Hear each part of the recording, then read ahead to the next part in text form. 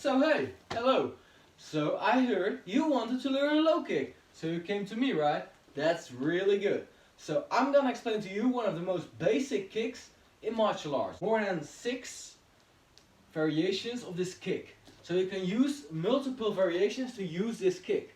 So we're gonna evaluate 3 of them today. So the rest of those variations we will be summarizing in a later video. So I hope you like it, and yeah, like that. Woo! So we're gonna start in this position, like a starting basic like position for a martial artist to be standing in a fight. So we're gonna start in a basic position with our hands in the air, because we don't want to make it our opponents kind of fair. Yeah, like that. We want to make it opponents difficult, you know? So we're gonna put them up in the air, where your head is, like this. Don't do it like this, because if you do it like this, you're like a target. Yeah, someone could shoot you, could punch you, and you wouldn't even be able to block it as fast as you can, because you have your hands all over here. Why would you do that, right? Something a lot of students of mine tend to do automatically, because your hands are more, I don't know how to explain that. Oh yeah, they are more natural that way, I guess. Because your arms, you tend to keep them a little bit outside, right? Anyways, I had that problem before. So because I tend to have them all the way here in my elbows, sticking out a little bit too much, I got hit a lot. Like that, yeah. And I don't want that to happen to you. So keep your hands in the air and don't make it your opponents fair. Like that. So we're gonna jump around or we're gonna stand still. It's your choice. So I'll try to be as less chaotic as I can be. So I'm gonna stand in this position. I'm not gonna move a lot. So what I'm gonna do with a low kick. So before I'm gonna do a low kick, I want to explain something. Technique that can be utilized and can be executed in multiple ways. So I guess 7, 6 or so variations. There might be more, but I can tell you 6 to 7 ways to execute a low kick. But today we're gonna use 3 of them. We're gonna start with the first one, and that's gonna be this one. Plus, before I forget to tell you, there's something really important about a low kick. What that is, I'm gonna show you. So a low kick is meant to be a downwards kick. Not completely downwards, but it's meant to be from above to below. A high kick, however, is meant to be from low to up, to the higher place. So, if you get that, we can start. Wait, what am I doing wrong right now? Yeah, you can see it, right? You can see it, right? Yeah. So, I'm gonna put my hands where I need to have them. A little bit to this side, so you can see what my left arm is doing. I pull up my right leg. Right? So, why do I pull up my right leg, you ask? Because I don't want to kick like this, you know? I can, however, that's not supposed to be in this video right now. So, what I'm gonna explain is like this. I'm gonna pull up my right leg, my right knee, like this, and I'm gonna switch. So like that. So the only thing I'm doing is I pull up my right leg, as you can see. My left leg is pointing forward, and my right leg is just getting upwards. Did you notice? My right foot is still pointing towards the right, not to the front. So keep that in mind.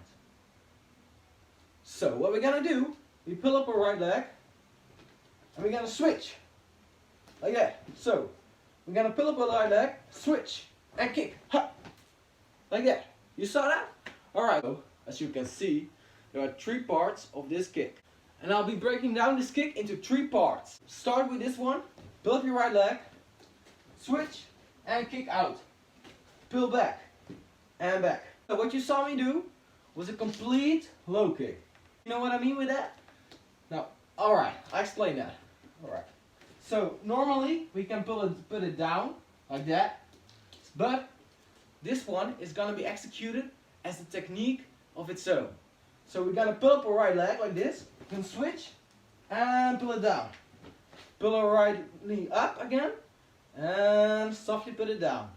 So that's the first variation of a low kick. Just a normal low kick you can utilize in many situations. But you might be wondering, right, how should I do it differently, right? How can I do it differently? I mean, the low kick is already as perfect as it is, right? I'm gonna explain that to you because I want you to know that. Let's start with this.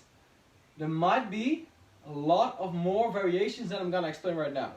So, before I tell you those two other ones, that I will, in a later video, explain more of these variations. So we're gonna take and break down 3 of them today, which we already had 1 broken down, right? The other 2 we're gonna end up doing now. So the second one is a little bit more advanced. So if you don't really know how to low kick yet, it might be something that's really difficult. It's not actually a low kick, but it also is, you know? Anyways, I've learned it as a low kick. So I'm gonna explain it to you. You're gonna stand in a basic position and keep your hands in the air because you don't want to make your opponent fair. So, we're gonna put him up. We're gonna pull our right leg up and I'm gonna execute a kick directly. After that, we'll break it down to 3 parts again so you can listen and do it with me. Alright, so you're gonna pull it up and switch. What did I do right now? I bended my leg a little bit more to a downward spiral, right? So my leg is actually pushing and I'm putting a lot of weight in his leg, right? So I'm gonna shatter it. But I could also use them to push them organs a little bit more down. I'm gonna explain what I'm telling you. So, what am I doing? So I pull my leg up and I switch. So I'm switching a little bit more. So what I do with my left leg right now is gonna be really important. So, listen closely. I'm gonna pull up my right leg in the same way I used it in the first one. So, listen closely. So I'm gonna switch my left leg, my leg in the front, completely around, like almost 180 degrees. So I can kick fully downwards. So, I'm gonna stand with my left foot forward. I'm gonna pull up my right leg. I'm gonna switch. But I'm gonna switch more than I did in the first one, which is gonna allow me to use a more fluid and a more downwards way of low kick. Again, hop, hop, hop, chop. What you can do after that is step away or step through. So, step through, hop, or kick. And if someone's behind you, you can get that one. What did I explain now? You know it, right? Yeah, I guess so, but what's the third one?